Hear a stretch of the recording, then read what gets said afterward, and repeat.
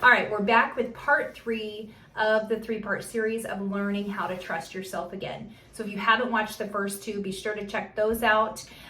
The first one was listen to the voice of truth.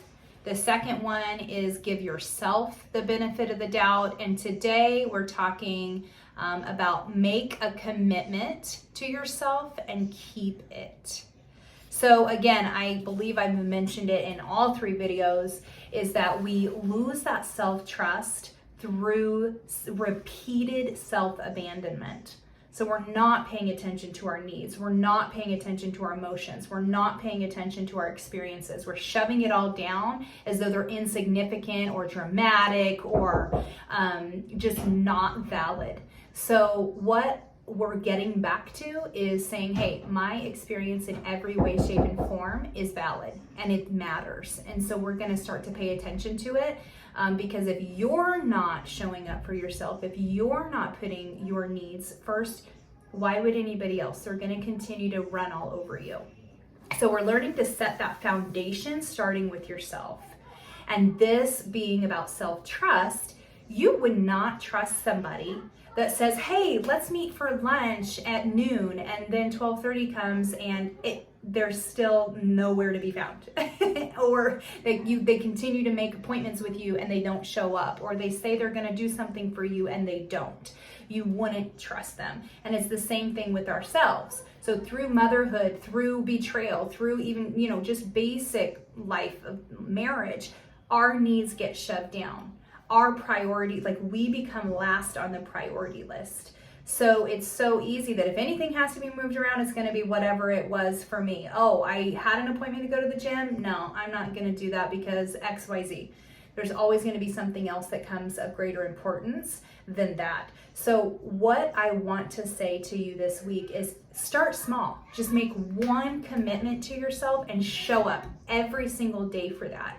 So some of my clients are great at physical self-care. They go to the gym, they eat well, they do all the things, but they really suck at digging into that emotional work that comes up, and they push their emotions down, right? We all have our weaknesses. So pick something that you have trouble with sticking to. So it might be, you know what, I'm gonna take a 20-minute walk at lunch. And that's how I'm going to really take care of myself. Or it might be, hey, I'm going to make sure that I spend some time reading a good book, or I'm going to have time, putting my hair together, or whatever you want. Make any commitment. It can be big or small. And the more you show up consistently for that, the more your brain's going to start to say, hey, we are showing up for ourselves. We are putting these needs first, and we're continually making it happen. And then just slowly over time, you'll be able to build upon that, right? It's like Rome wasn't built in a day, right? Well, we're not going to get to full self-trust overnight or with showing up one time.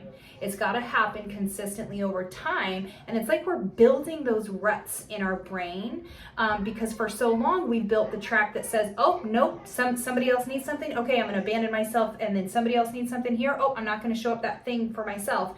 And we're kind of building those tracks. So now that you're doing it differently, when you come against a choice to say, okay, I either keep this commitment that I've already made to myself, or I go over here where someone just called me at the last minute and needs me, but that's going to make me have to cancel what I already committed to on myself. And I know that's hard. I know that feels selfish, but you're never going to get to a point where you trust yourself if you continue to blow yourself off time and time and time and time again. So being honest with yourself on a scale of 1 to 10, how consistent are you with showing up for yourself in any way, shape, or form? If it's pretty low on that scale, then this is a perfect way to start training your brain to say, I matter too. My needs matter. So start with something small, whatever that may be, and then do that consistently over the next week. And I'd love to hear about it. I'd love to hear what your commitment to yourself is. So please leave that in a comment down below, and share with the community of what you're doing to commit to showing up for yourself, to rebuild that self-trust with you, so you know that you're someone that you can depend on. If you're not your person, who's going to be your person?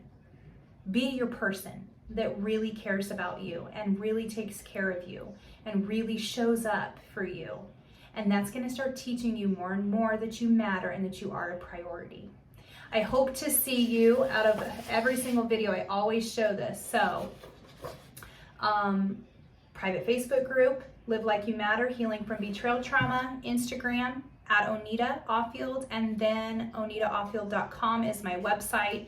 Always offer a free discovery call. Come and connect with me. Just check it out. See what it is. There's no strings attached. There's no expectation. There's nothing. If you decide you want coaching, great. If you don't, great. Like, keep hanging out on Facebook and Instagram. I try to post inspirational things and things that will help you along your journey. I'm here for you, and I'm going to keep showing up, and I want you to really show up for yourself too, because you 100% matter and you're not alone. And I hope you feel that. And I'll see you next week. Bye-bye.